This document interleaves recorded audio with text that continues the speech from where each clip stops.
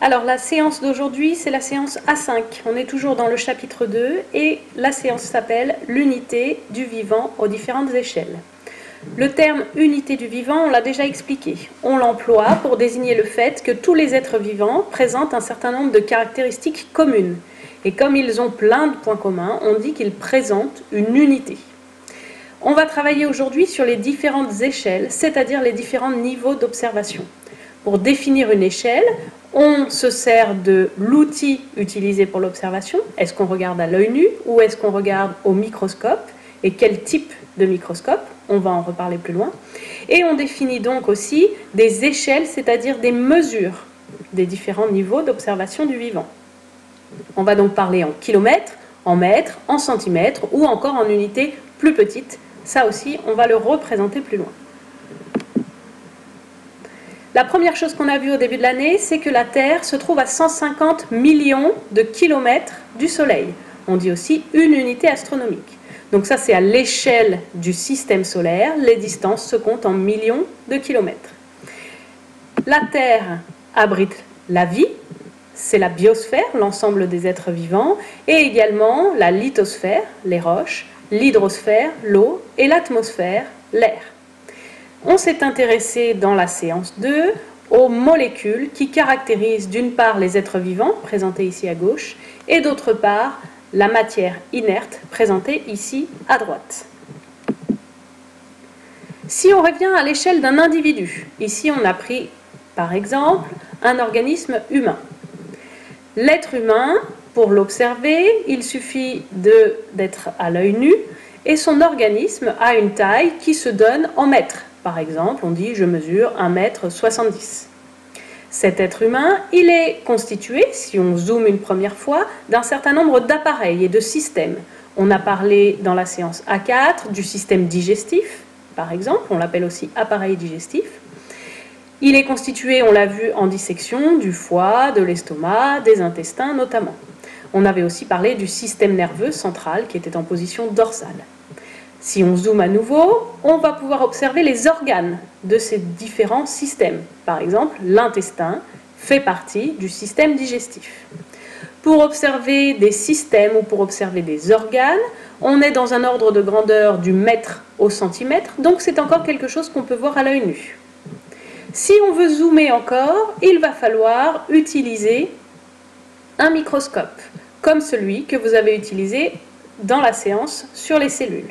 En effet, si on zoome, on se rend compte que les organes sont constitués de tissus, et un tissu, c'est un ensemble de cellules, qui se ressemblent ou non. Une cellule, ça a un ordre de grandeur du dixième de millimètre au micromètre, comme c'est noté ici. On a vu que les cellules animales et végétales, par exemple, avaient une taille moyenne de quelques dizaines de micromètres.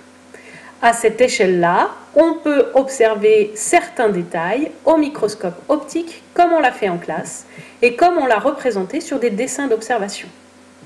Maintenant, si on veut zoomer encore, aller voir encore plus petit que ça, on peut utiliser d'autres types de microscopes, des microscopes plus puissants, qu'on appelle des microscopes électroniques, et qui vont nous permettre de voir les détails des organites. On l'avait dit, les organites, ce sont les petites structures à l'intérieur des cellules eucaryotes. Ici, comme on étudie l'organisme humain sur cette image, les cellules ont un noyau et des organites, puisque l'humain est un eucaryote.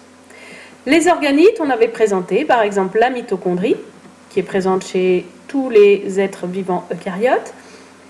On avait aussi donné comme exemple le chloroplaste, qui était caractéristique des cellules végétales.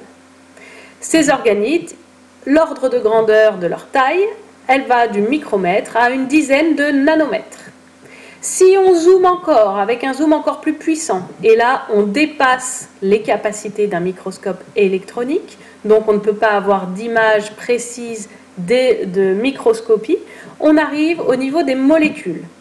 L'ordre de grandeur d'une molécule, c'est le nanomètre. On est à 10 puissance moins 9 mètres. L'exemple qui est donné ici, c'est la molécule d'eau, H2O. Une molécule, ça ne se voit donc pas au microscope. Et si on zoome encore un petit peu, on arrive au détail des molécules, et les molécules sont constituées d'atomes. La taille approximative d'un atome, c'est un dixième de nanomètre, c'est-à-dire 10 puissance moins 10 mètres. L'atome qui est donné en exemple ici, c'est l'atome d'oxygène. Pour terminer, dans ce tableau, vous avez un récapitulatif des différents niveaux d'observation du vivant. En haut, vous avez les observations à l'œil nu, la taille d'un organisme humain, la taille d'un organe ou d'un tissu. Ça peut se voir sans outil particulier. On va aller d'ordre de grandeur du mètre au millimètre. Au-delà d'un millimètre, notre œil n'est pas capable de voir. On a donc besoin d'outils. Un microscope optique, on dit aussi photonique, permet de zoomer et de voir une cellule eucaryote ou éventuellement une bactérie qui est un petit peu plus petite. La taille moyenne d'une bactérie est redonnée ici, c'est de l'ordre de 1 micromètre. Donc les cellules prokaryotes, elles sont petites, elles sont à la limite de ce qu'on peut voir avec un microscope photonique ou optique. Si on zoome encore et qu'on utilise un microscope électronique, alors on voit par exemple un virus, ou bien encore en zoomant si le microscope est très puissant mais on atteint là les limites de la puissance des microscopes, on peut voir une molécule ou un atome. Il faut donc que vous maîtrisiez l'ordre de grandeur de ces différents constituants du vivant. Tous les êtres vivants sont constitués de cellules, elles-mêmes constituées de molécules, elles-mêmes constituées d'atomes. Certains êtres vivants sont constitués d'une seule cellule, d'autres de plusieurs. Dans l'exemple des humains, ou plus généralement des vertébrés, ce sont des pluricellulaires, c'est-à-dire qu'ils sont faits d'un certain nombre de cellules qui forment des tissus, des organes et finalement des organismes.